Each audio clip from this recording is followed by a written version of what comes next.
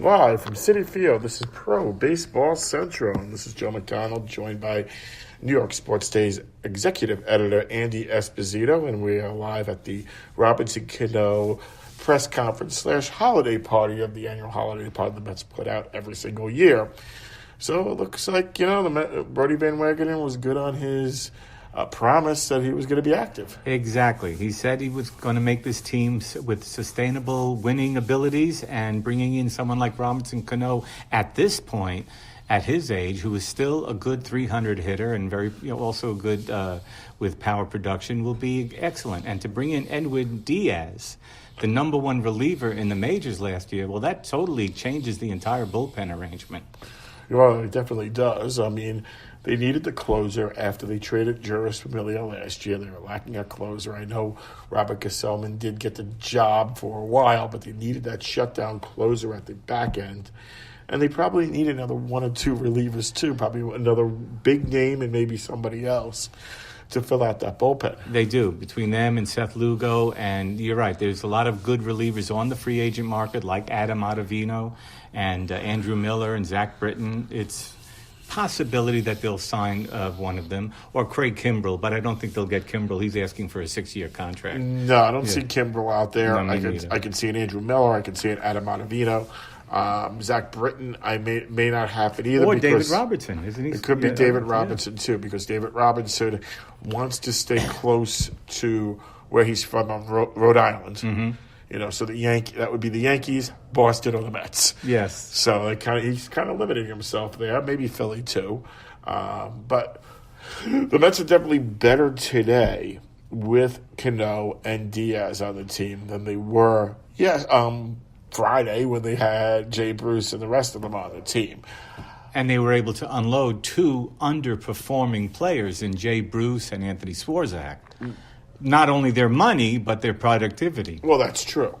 That is true. I mean, they needed they got rid of the productivity. They took this underperforming money off the roster. Pretty much it's a push. Hopefully Cano doesn't forget how to hit, or doesn't hate the National League enough, or whatever, and he still is a productive player. And, and Diaz is similar to what he was last year. All right, so what's the next step, Joe? Obviously, Van Wagenen is a very proactive GM. He's looking to make changes. He's looking to make it a major league caliber team capable of winning the division and going to the playoffs. What's the next step? Well, they definitely need a catcher. Mm-hmm. Yan Gomes, who was on their hit list, was traded to the Nationals last week. Now, interestingly, would some of the prospects that they sent to Seattle would have been part of the deal that went to Cleveland for Yan Gomes? From what I heard, through different grapevines, is that they felt that they had different prospects that they could have gotten Gomes. So remember, he only went for one prospect, essentially. Yes. So they probably would have been able to swing that deal if they wanted to. So hopefully, Van Wagenen has his eyes on another catcher, like maybe even Wilson Ramos. Could be Wilson Ramos, who's a free agent. It could be Maldonado, who's another free agent who's a step below. But they definitely need a catcher. I think. Although it's interesting that he was bragging about d'Arnaud coming back. Which, even though he's coming back from a major surgery, I was even curious why he wasn't tendered. I thought maybe they might have not tendered it. That's GM speak in my book. Okay. Basically, you're going to say, oh, yeah, we love d'Arnaud. We don't need a catcher, because if you're going out to try to trade a catcher, then they're going to hold you over the barrel. Yes. So knowing you need a catcher. Yeah. So to me, that's GM speak. So that's not a big deal. All right. I could also see them looking, for a reliever, as we mentioned those two, and I can see them going for another power bat, maybe a right-handed hitter for the outfield. For the outfield also, but even though they have the possibility of playing Peter Alonso now at first base, they've opened up the position for him, or Dominic Smith, if he finally wakes up and realizes what it's like to be a major league first baseman. Again, Peter Alonso may not be a major league bat as of yet. No, he's a major league bat. We believe that. But he may not be a major league first baseman. But he may not be a major league bat, meaning that, you could hit a ton in the minor leagues. Mm-hmm. but it still takes more nuances to hit in the major leagues. You're hitting, you're facing more pitchers that hit corners and throw less mistakes and everything else. As Dominic Smith has already learned. Right. So we don't know what we're going to have with Peter Alonso. You think he's going to be a good player. You think he's going to be a guy who's going to hit maybe 30 home runs, but probably hit 240. You think he's going to be decent out there for the Mets, but you don't know that until he's up here. So then what about the possibility of a Paul Goldschmidt out of Arizona? There's a possibility that he might get traded. Sure. What about a package of Alonso, maybe a Corey Oswalt or something like that, and a prospect to Arizona? I don't see them doing that for those three players. I just don't. Okay. I don't see that happening. But there's a big right-handed bat to fill the lineup. They need a big right-handed bat. And you know what? Stranger things have happened. We'll see what happens next week when Van Wagenen is out in Vegas. Is he going to roll the dice and bring somebody else back out there? Because it looks like he already has. And Van Wagenen also addressed the question of whether, I know a lot of Mets fans are worried about whether or not Noah Syndergaard is going to get traded. And it sounds like it still would be a ridiculously absurd amount in return for him to be convinced to trade Thor. If the Cubs came and said, okay, we want Syndergaard and we're going to talk Chris Bryant, then we're talking. Possible, yeah. That type of action. Then you're talking. Or a Nolan Arenado? Or Nolan Arenado. But you know what? I don't know if Syndergaard would love pitching in Colorado. No one likes pitching in Colorado. And it's very unlikely that the Cubs are going to cut loose their MVP or even, Colorado cutting loose their MVP candidate, Yeah, no, definitely. That's definitely the case. So, I mean, to me, we're going to see a lot of rumors coming in next week. I know for a fact through our friend Rich Mancuso, who has spoken to a number of sources that the Mets, if they do trade a starting pitcher, are talking to Gio Gonzalez to come here. I wouldn't go in that direction. But that they are talking to him. All right. Now. Well, what about remember, he has a 1.96 ERA at Citi Field. That's against the Mets, though, not for the Mets. It doesn't matter. He knows how to pitch here. Yeah, I always laugh at those kind of stats because it's always against the team that you're asking about. That is true. Well, what about the rumors that the Van Wagenen has been talking to the Indians about Corey Kluber?